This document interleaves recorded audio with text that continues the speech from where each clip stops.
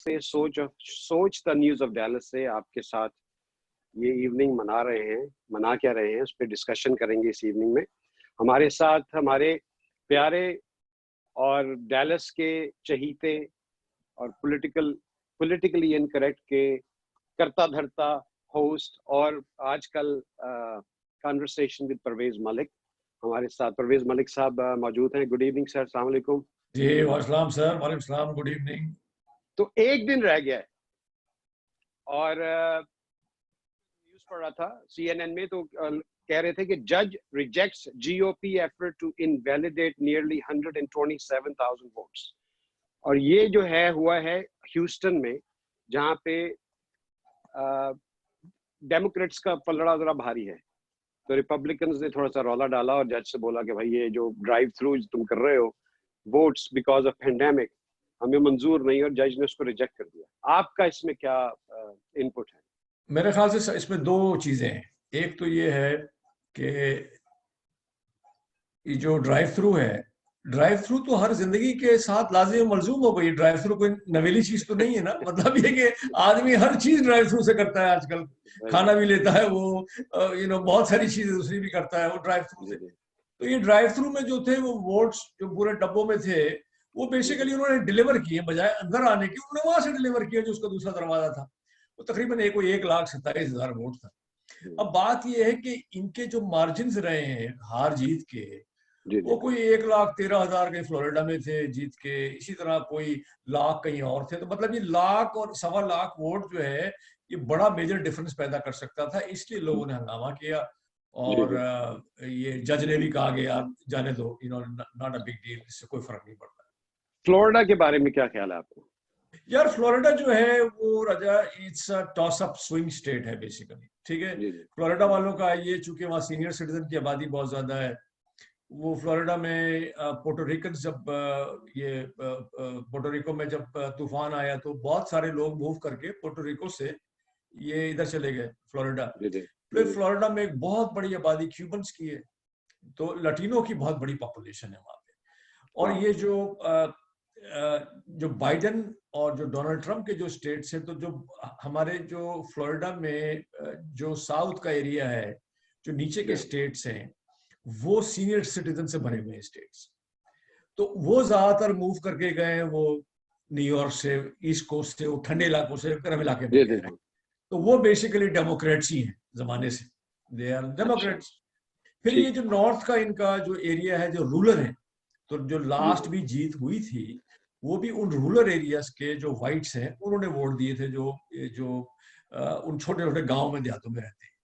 अभी जो उसका जो सबसे जो आपके सवाल का जवाब है वो है उसके बेसिकली शहर जैसे ओरलैंडो है, टेम्पा है, ये वो शहर हैं जिसमें अगर डेमोक्रेट्स ने अपनी एज ले ली तो वो उनका पलड़ा उसमें भारी हो सकता है। तो मतलब है कि अभी आपका क्या ख्याल है कि फ्लोरिडा क्या मतलब डेमोक्रेट्स जीतेगी या रिपब्लिकन? जी आपका अपना ओपिनियन। हाँ, ये बड़ा अच्छा सवाल है। फ्लोरिडा थोड़ा टफ है, लेकिन मैं समझता हूँ कि फ्लोरिडा इसलिए टफ है कि देखें, और हर टफ में नरमी भी आई।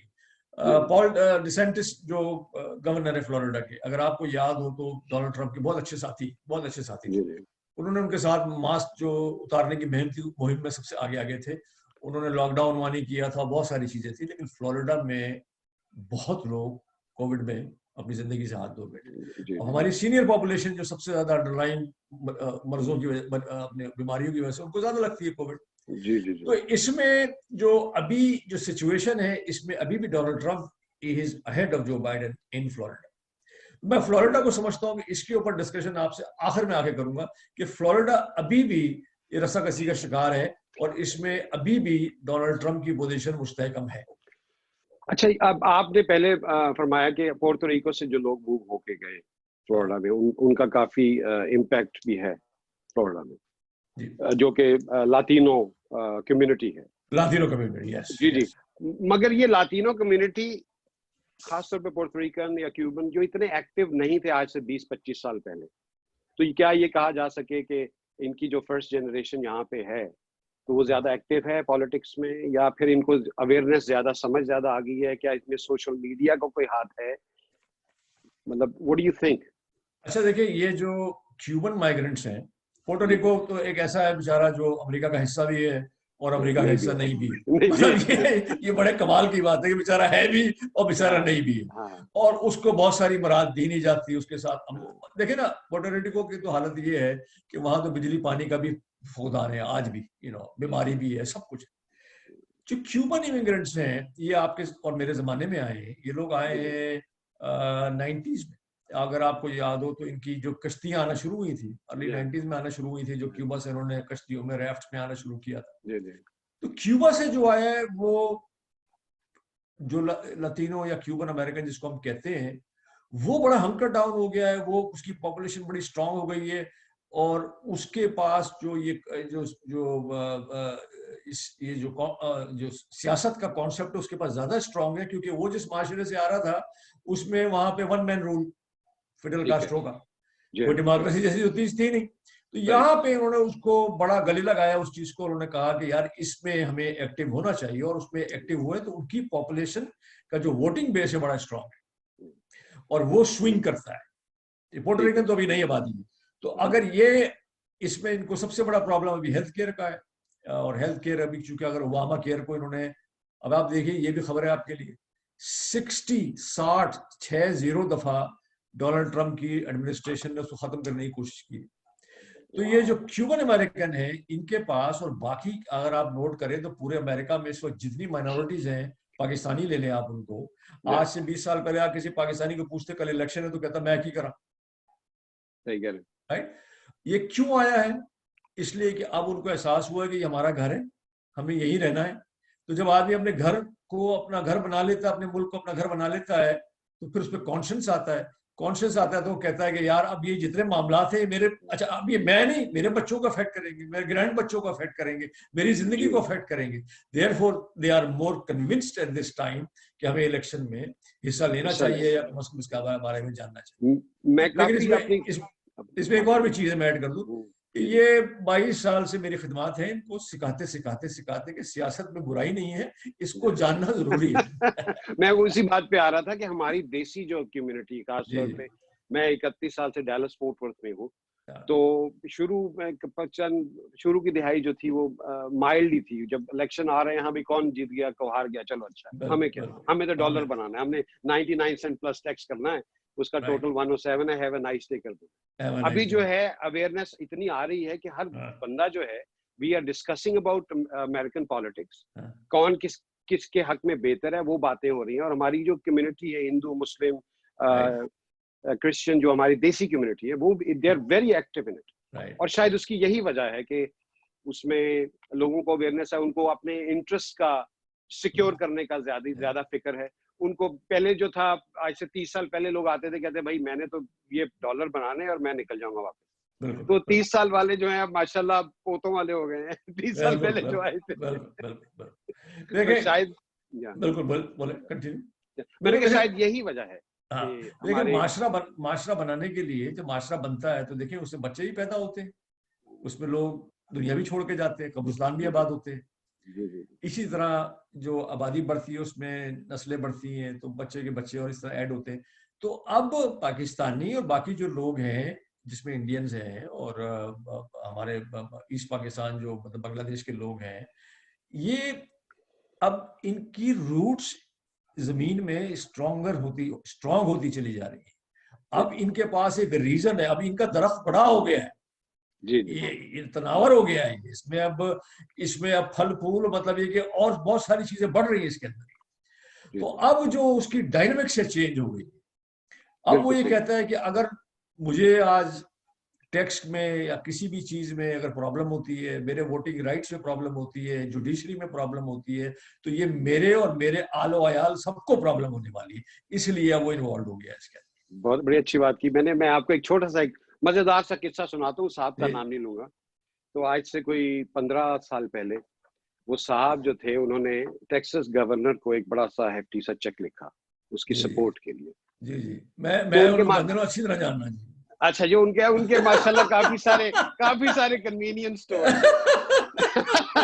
तो एक उसमें बात क्या निकली कि हाँ एक एक दफा उनके एक स्टोर के ऊपर हाँ उनका उनका जो बियर का लाइसेंस, जो अल्कोहल का लाइसेंस, वो डिले हो गया। हाँ तो आके मुझे फोन आया, कहते हैं यार एने पैसे देते ने गवर्नर नु, दिल हाँ करता है उन्होंने कॉल कर दिया कि यार मेरा मेरा परमिट फंस गया है। मेरा परमिट फंस गया, एग्जैक्टली तो एग्जैक्टली। मेरा ख्याल है वहां से ये चीजें चलती शुरू होनी शुरू हुई हैं, और अब उनको समझ आ रही है कि किसको चेक लिखना है, किसको चेक नहीं लिखना। और उसमें मैं थोड़ा सा ऐड कर दूं, तो पहले ये था लोगों के जहन में, चूंकि वो जिस माशरे से आ रहे थे उसमें ये था कि यार अगर मैंने इस बंदे को खाना खिला दिया है तो उसका मतलब है ये कि मेरा काम हो जाएगा, मैंने इसको चेक लिख दिया काम हो जाएगा। अब लोगों को ये समझ में आई कि चेक और खाने से काम नहीं बनता है। अच्छा खिला दिया, चेक दे दिया, ओके, अच्छा लॉ किया। परमिट करता है, फंड कर दो, फंड रेजिंग कर दो। लेकिन ये समझ में आया है कि अगर आप ये लिखाई पढ़ाई की सेंस में और इस काम में प्रोएक्टिव हो गए तो आपकी बात कोई ज्यादा सुनेगा। एग्जैक्टली। जी जी। यू नो वो अवेयरनेस। अगर आपका कोई जो रीजनेबल कोई क्लेम हो तो उसके बारे में ज्यादा सुनेगा वो। देखिए जैसे अभी मैं आपको एक छोटी एग्जांपल देता हूँ, 1980 98 99 आज कितने साल हो गए, जो पाकिस्तान चैम्बर ऑफ कॉमर्स बनी जी उसका जी क्या जी। रीजन था कि जब आप कहीं जाते हैं तो आप किसी वफ्द के साथ जाते हैं, आप अकेले नहीं जाते हैं कि ये राजा साहब ये मेरा काम है, जो मेरी बियर का लाइसेंस नहीं आया तो इसे परमिट फंस इशू गया। करा दो, वो नहीं। ये कलेक्टिव होता है कि एक कम्युनिटी एग्जैक्टली। जाती है, रिप्रेजेंट करती है, तो वो सामने वाला कहता है कि इस कम्युनिटी के पास इतने वोट हैं, या whatever, so let me work with them for their issues, general issues, not personal issues. Exactly. मैं वही, उसी का सेहरा शायद आपके सर पे जाता है, खासतौर पे Dallas fort worth community, Pakistani community का, कि आपने ये एक एफर्ट की और लोगों को एक प्लेटफॉर्म पे इकट्ठा किया, तो पाकिस्तान चैम्बर ऑफ कॉमर्स आपने जब शुरू की, Right, और उसके right. बाद ऑब्वियसली लोगों को अवेयरनेस मिली, और फिर उन्होंने अपनी टीमें बनाई, और उनको समझ आ गई। Exactly. तो एक सवाल सिर्फ जो मुझे अभी अभी तक खटकता है, या मैं अपने आप से करता हूँ, कि ये कोविड का जो ये पेंडेमिक कोविड चल रहा है, जी जी अब ये शिद्दत पकड़ रहा है, और बिल्कुल जिस तरह इटली में तो सुना है कि मई तक वो उन्होंने शट डाउन कर दिया, बिल्कुल। कर्फ्यू लगा दिया। हाँ, तो आप क्या समझते हैं कि अगर डेमोक्रेट्स आएंगे तो शट डाउन होगा, और अगर रिपब्लिकन्स आएंगे तो नहीं होगा? हाँ ये बड़ा सा सवाल है, लेकिन देखिए कल 1 लाख आदमी जो है वो अमेरिका में मुतासिर हुआ है, द जी बिगेस्ट नंबर ऑफ 100,000 पीपल। अब बात ये है कि देखिए ये जो पेंडेमिक है इसमें कोई भी प्रेसिडेंट होता, डेमोक्रेट होता, रिपब्लिकन होता, तो उसके छक्के छूट जाने वाले थे, क्योंकि उसको तो नहीं पता कि ये कहाँ से आ गया और कैसे आ गया। राइट, इसमें जो प्रॉब्लम हुई है सिर्फ वो ये हुई है कि इसमें जो प्रिकॉशन लेने की थी वो प्रिकॉशन नहीं ली। जैसे कि आज भी मैं सवेरे से लगा हूं काम में, और जहां भी कहीं ऐसी जगह मुझे जाना पड़ा है जहां 2 सफेद फार्म लोग थे तो वो मगर मास्क के घूम रहे, वो मेरे साथ साथ खड़े हैं मगर मास्क नहीं लगाया। उनको ऐसा लगता है कि मास्क लगाना जो है वो इसका उस जरासीम से कोई ताल्लुक नहीं है। दूसरा स्कूल ये कहता है कि यार अगर इसको लगा लो तो इससे बुराई क्या है, हो सकता है वो बिल्कुल शायद सही। रुक जाए बंदा हो। तो डेमोक्रेट्स आएंगे तो वो प्रिकॉशन ज्यादा लेंगे, क्योंकि डेमोक्रेट्स रिप्रेजेंट करते हैं अंडर प्रिविलेज कम्युनिटीज को, चैलेंज कम्युनिटीज को, लो इनकम कम्युनिटीज को, वो कम्युनिटीज जिनके पास रसाइल कम है, जिनकी डेंस पॉपुलेशन है, जिनके पास निगहदाश्त के और खुराक के और जो तिब्बी और दूसरी जो जरूरियात है जिनके पास कम है।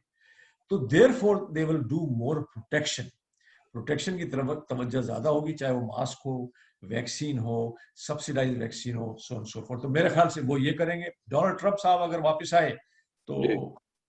उनका जो अल्लाह ही हाफिज है। वो फिर जी वो फिर खुले ही खाओ वाली बात होगी। लेकिन एक वो, जैसा आपने कहा कि मास्क पहनना जो है, आप अपनी भी प्रोटेक्शन कर रहे हैं, लेकिन आप किसी का भी ख्याल कर रहे हैं। अगर आपको आपके फेलो सिटीजन जो हैं, आपको उनका ख्याल है, इंसान है वो, तो Exactly. शायद आप इतने स्ट्रांग हैं कि आप उस बीमारी को सह सकते हैं, मगर शायद अगला ना सह सके। बिल्कुल एक बिल्कुल रिस्पेक्ट की बात है, मैं बिल्कुल समझता हूँ बिल्कुल बिल्कुल, ये absolutely I agree. Judicial system के बारे में कुछ डिस्कस कीजिए प्लीज। एक देखिए ये जुडिशियल सिस्टम में सबसे बड़ी जो चीज है वो हमारे वो 9 सुप्रीम कोर्ट के लाइफ टाइम अपॉइंटीज। जी अभी एक बड़ी, मैं तो समझता हूँ कि अभी मेरा कोई दूसरा शो होगा अभी सिलेक्शन के बाद, तो मैं तो ये सवाल करने वाला हूँ एमी कोमी बैरेट साहिबा से, जो सुप्रीम कोर्ट की जज बन गई, और जज कैसे बनी है, जैसे कि वो मैं समझता हूँ किसी भी मुल्क के अंदर जहाँ पे करप्शन बड़ा रैम्पेंट हो और जहाँ पे फेवरेटिज्म हो, ऐसा हिसाब हुआ है कि उस बंदी को ला के उन्होंने कहा कि नहीं नहीं इसको तो अपॉइंट करना ही करना है जनाब। अब चाहे वो, अच्छा जो जाने वाली वो गिन्सबर्ग साहिबा जो थी, जो बेचारी फौत हो गई, उन्होंने अपनी अपने वसीयत करके गई थी कि भाई इलेक्शन के बाद मेरा अपॉइंटमेंट जो मेरे बाद आने वाला उसको अपॉइंट करना, ताकि वो आदमी न्यूट्रल रहे। जी जी, ठीक है ना। उसकी बाकायदा फिर पूरी तफ्तीश होती है, पूरी डिबेट होती है हाउस में, सेनेट में, हर जगह जो उसके बारे में डिस्कशन होता है। अभी तो ऐसा किया है उन्होंने कि उसको बस रक्शे में बिठाया है और पीछे से धक्का दे के उसको बस चढ़ा दिया होगा। तो आई थिंक जुडिशरी में ये एक फॉल्ट आया है कि अगर आज एक एमी जो जो कौमी है उनसे कुछ को ये पूछे कि अगर आप सुप्रीम कोर्ट की जज लाइफ टाइम, तो आपके ख्याल में क्या ये जो आपका अपॉइंटमेंट है वो जायज था कि नाजायज था?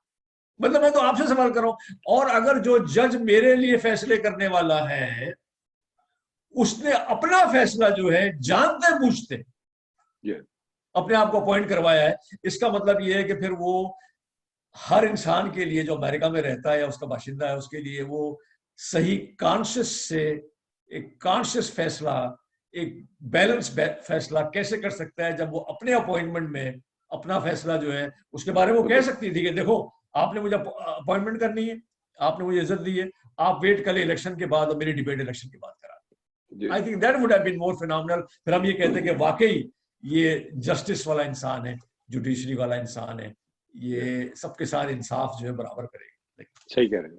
मैं पिछले दिनों ओक्लाहोमा में था, तो वहाँ के जो मुकीम थे उनसे बात हुई। Majority of them were Republicans. और जी हाँ, और वो वहाँ पे लाइक आई सेड कि वो अंदर घुसा हूं तो वो कह रहे हैं तुमने मास्क लगाया हुआ है, मेरी तरफ इस तरह देख रहे हैं कि जैसे ये कोई जोकर आ गया। और वो शेरिफ, दो शेरिफ खड़े हैं वहाँ पे स्टोर में, और मुझे देख रहे हैं, वो भी देख रहे हैं कि क्यों आया है मसला। हाँ, और उसमें जो बात चल रही थी वहाँ के जिनका मैं मेहमान था, कि ऐसा भी हो सकता है कि सिविल अनरेस्ट भी हो जाए अगर डेमोक्रेट्स आ जाएं, तो व्हाइट सुप्रीमिस्ट शायद रोड पे आ जाएं। राइट। और ये बड़ा इंटरेस्टिंग सवाल है। कहिए। और अगर डेमोक्रेट्स आ जाते हैं, व्हाइट सुप्रीमिस्ट, और अगर रिपब्लिकन आती है, तो शायद ये ब्लैक लाइव मैटर वाले थोड़े से इश्तिहाल में आ जाएं। आपका क्या ख्याल है? भाई देखिए, इसमें जो सबसे अच्छी खबर है वो ये है, ये आ गया मसला ट्रांजिशन का। और ये ट्रांजिशन जो है वो हमारे डोनाल्ड ट्रंप साहब जो है उन्होंने ये कहा कि अच्छा उन्होंने पहले तो ये एक वसवसा डाल दिया कि इलेक्शन में धांधली होगी। और वो धांधली कैसे होगी कि जो मेल इन वोट्स हैं और एब्सेंटी वोट्स जो हैं ये इनका भरोसा नहीं। ठीक है, फिर इसकी काउंटिंग जो है उसको 2-3 दिन लग जाएंगे। तो हो सकता है काउंटिंग में, क्योंकि एक रिकॉर्ड है अमेरिका के अंदर 2-3 दफा ऐसा हुआ है कि जो एब्सेंटी जो और जो मेल इन वोट्स आते हैं, जब ये काउंट होते हैं तो ज्यादातर डेमोक्रेट्स जीत जाते हैं। तो उन्होंने कहा यार ये बड़ी खतरनाक बात है, तो उन्होंने कहा ये वसवसा उड़ा दिया। तो इन्होंने कहा कि जो ट्रांजिशन ऑफ पावर है उसमें गड़बड़ हो सकती है। मैं जो है ना, ये अगर ट्रांजिशन ऑफ पावर हुई तो अगर मैं हारा तो फिर ये कि उसमें, तो इसमें अच्छी खबर ये है कि जो यूएस कॉन्स्टिट्यूशन का 12th अमेंडमेंट जो है वो, उसमें हमारे फाउंडिंग फादर्स ने बड़े जमाने बड़े ज़हीन लोग थे यार, उन्होंने बड़ा ये इसमें हिस्सा दे दिया था। उन्होंने कहा कि अगर ये ऐसा हुआ तो जनवरी की 6 तारीख को जॉइंट सेशन ऑफ कांग्रेस होगा। और जो जॉइंट सेशन ऑफ कांग्रेस होगा वो इसके ऊपर डिबेट करेगी। ठीक है ना, ये जो अगर आपका जो कंटेस्ट मामला है, तो 6 तारीख को जब अगर ये फैसला, अब सिचुएशन ये हो गई, इसमें भी एक और एलिमेंट आ गया है, वो भी इंटरेस्टिंग है कि भाई सेनेट का स्पीकर ऑफ द हाउस जो है वो वाइस प्रेसिडेंट है जनाब पेंस साहब, उस वक्त आएंगे वो। अगर नैन्सी पेलोसी जो है वो स्पीकर ऑफ द हाउस है और वो अगर री इलेक्ट होती है तो ये बड़ी इंटरेस्टिंग सी बात है। और अगर ये मामला लंबा जाता है तो और ये और कुछ दिन बढ़ता है ये मामले को सुलझाने के लिए, तो नैन्सी पेलोसी जो है वो एक्टिंग प्रेसिडेंट बन जाती है फिर वो। जब तक के मामला ठंडा नहीं होता। Very nice. तो ठीक है। अब ये इसमें सारी, अच्छा मामला सुलझेगा जरूर, क्योंकि इसमें एक बड़ा खूबसूरत सा जो एक एलिमेंट है, एंड आई थिंक मुझे बड़ा पसंद है ये, कि वोटिंग जो है राजा, वोटिंग तो ये है जिसको हम कहते हैं कि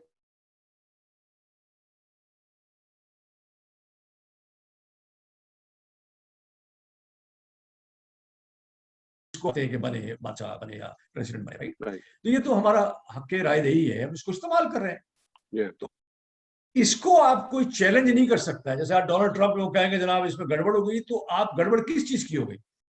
जब इन्होंने पहले शोर किया कि पिछले इलेक्शन में गड़बड़ हुई थी, तो कहते हैं कि 9 ऐसी जगहें थी, आई थिंक टेक्सास में, जिसमें कहीं 9 वोटों में प्रॉब्लम हुई थी। तो ये कहते हैं कि प्रोसेस को तो आप चैलेंज नहीं कर सकते ना, आप ये कह सकते हैं कि गड़बड़ हो गई है, तो गड़बड़ जो है वो 2 दिन में सॉल्व हो जाएगी। अगर गड़बड़ हो गई है तो 3 दिन में सॉल्व हो जाएगी। लेकिन अगर आप हार गए तो फिर तो आप हार ही गए। सही है, ये इसका कीफ है। बहुत अच्छा। लेकिन ये बहुत अच्छी इंफॉर्मेशन आपने दी कि 12th अमेंडमेंट, और उसमें क्या है कि पेलोसी कुड टेक ओवर अगर कोई डिसीजन में ना हुआ इनका, मतलब और उसमें डिले होता है, क्योंकि देखिए एक तरफ रिपब्लिकन सेनेट है तो दूसरी तरफ पेलोसी है, तो अगर हो सकता है कि फैसला अगर नहीं हुआ तो देन एक्टिंग प्रेसिडेंट वो बन सकती है, और बाद में फिर जब मामला तय हो जाएगा तो कर जाएंगे। तो आप, अच्छा, बीइंग अ मुस्लिम, मैं ऑब्वियसली हम देसी भी हैं, इंडिया पाकिस्तान, हम सबको एज अ खास तौर पे आप जो कि मीडिया से ज्यादा कनेक्टेड हैं, वो तो आपको तो न्यूट्रल होना पड़ता है। लेकिन बीइंग अ मुस्लिम, आप क्या समझते हैं कि मुस्लिम्स के हक में, जो खास तौर पे अमेरिकन मुस्लिम्स के हक में कौन सी पार्टी? ये बड़ा अच्छा सवाल है। इसका मेरा जवाब ये है कि मुस्लिम्स को ये चाहिए कि मुस्लिम, देखें अमेरिका में 2 टाइप के मुस्लिम हैं। एक अफ्रीकन अमेरिकन मुस्लिम, ठीक है ना, ठीक है, जो आलिजा ग्रुप वाला है, मैल्कम एक्स ग्रुप का है, जी वो जी, मुसलमान। वो मुसलमान जो है लुइस फरकान के जो मानने वाले हैं, वो मुसलमान जो है वो यही की पैदाइश है। उसका घर में 2 आदमी जो है बैप्टिस्ट भी हो सकते हैं, उसकी स्पाउस भी बैप्टिस्ट हो सकती है और क्रिश्चियन हो सकते हैं, कुछ भी हो सकता है। तो वो जो लोग हैं वो एक डिफरेंट ग्रुप है, जो यहीं की पैदाइश है, यहीं के लोग हैं, यहीं की जबान बोलते हैं, उनका कोई दूसरा बैगेज नहीं है। They are accepted per se as Muslim in that fashion, क्योंकि वो कहीं बाहर से नहीं आ रहे। This is who they are, right. अच्छा, उनका स्टाइल भी वही है, उनके तरीकेकार भी वही है, उनका खाना पीना भी वही है, मतलब this is what it is, this African American. तो अफ्रीकन अमेरिकन के घर में अगर एक मुसलमान है तो दूसरा क्रिश्चियन भी हो सकता है, कोई बिग डील नहीं है, इट्स ओके।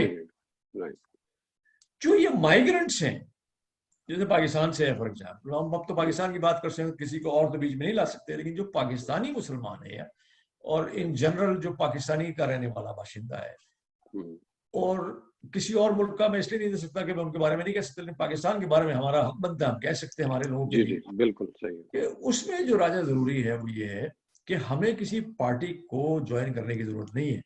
हमें ये देखना चाहिए कि हमें कौन सी पार्टी का कौन सा उम्मीदवार हमारी परिषद में, हमारे इलाके में हमारे फवायद के लिए काम करना चाहता है। I think that's the beauty. Unless you go to that level, जब तुमने अपने आप को सीमेंट कर लिया हो, अब तुम एक जूइश लॉबी की तरह इतने स्ट्रांग हो गए हो कि लोग तुम्हारे पास आते हो, या तुम national advancement of coloured people NAACP में, जहां पे अफ्रीकन अमेरिकन है, वहां पे तुम जाते हो पूछने के लिए कि भाई आपकी ताकत बहुत है, आपकी लॉबी स्ट्रांग है। जब तुम उस पोजीशन में आ जाओ तो उस वक्त तुम्हारे पास ये है कि तुम किस पार्टी को इंडोर्स करो, दूसरी पार्टी को ना इंडोर्स करो, फिर तुम्हारी, बल्कि मैंने कही, फिर हमारी धाक बनती है। मगर ये जो पार्टी में ज्वाइन करके बहुत सारे लोगों ने देखा है, जो वो पार्टी ज्वाइन करते हैं तो उनकी वो हैसियत ही नहीं है, because they are not a recognisable entity.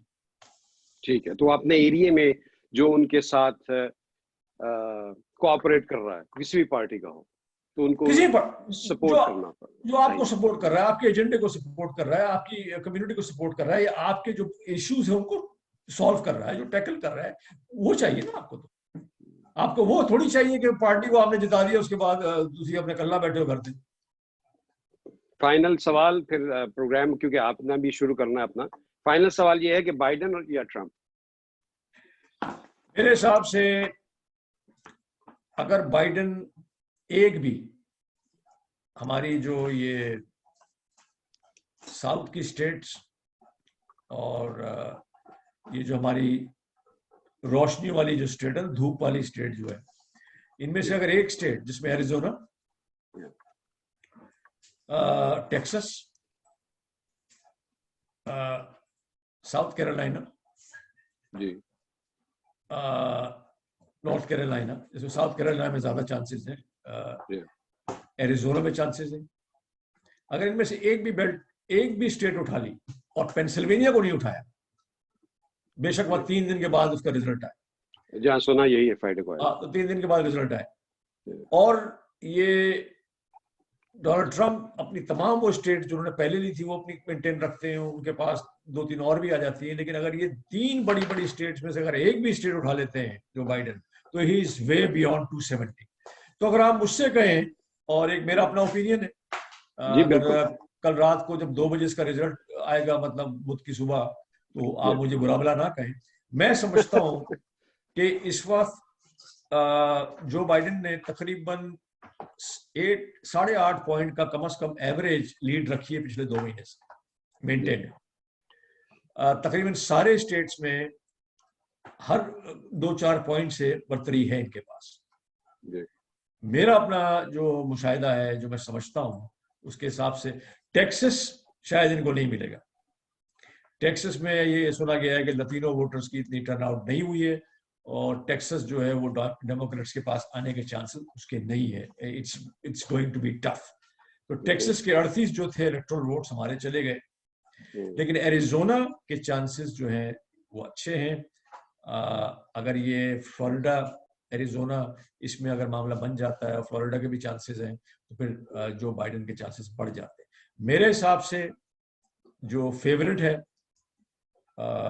इस वक्त मेजॉरिटी में अर्बन एरियाज के अंदर जो बाइडेन है, रूरल में डोनाल्ड ट्रंप साहब है, लेकिन in my opinion I think कि अगर आप मुझसे पूछें तो जो बाइडेन जो है उनके चांसेस इस इलेक्शन को प्रिवेल करने के डोनाल्ड ट्रंप से बहुत ज्यादा है। उसकी एक इंडिकेशन ये भी है कि आज जितने भी जलसे हुए हैं डोनाल्ड ट्रंप के, उन्होंने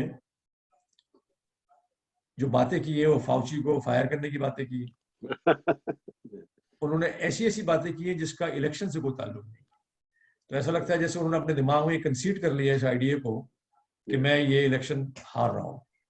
और जितने भी पोल्स हैं उसमें सिवाय एक पोल के तमाम पोल जो बाइडेन को ला रहे हैं। एक पोल ऐसा है जो 2016 की जिसने प्रोडिक्शन की थी वो ही कह रहा है कि ये डोनाल्ड ट्रंप आएंगे, लेकिन जो इसका एक सिंपल सी मैथ ये है कि जो स्टेट्स रिपब्लिकन है वो रिपब्लिकन है, जो डेमोक्रेट्स है वो डेमोक्रेट्स है। अब इसके अंदर जो लूज स्टेट्स हैं उसमें ये 3 बड़े बड़े स्टेट्स हैं, जैसे ये मैंने बताया आपका ये एरिजोना, फ्लोरिडा। तो अगर ये स्टेट्स में से आप एक भी उठा लें तो इनके पास 260 का एवरेज हमने बनाया हुआ है पहले से, 160 का बाइडेन का है, आई मीन डोनाल्ड ट्रंप का है। तो अगर एक भी स्टेट उठा लेते हैं तो ये हमारे बाइडेन साहब वो एक स्टेट उठाने के बाद 270 को क्रॉस कर जाएंगे।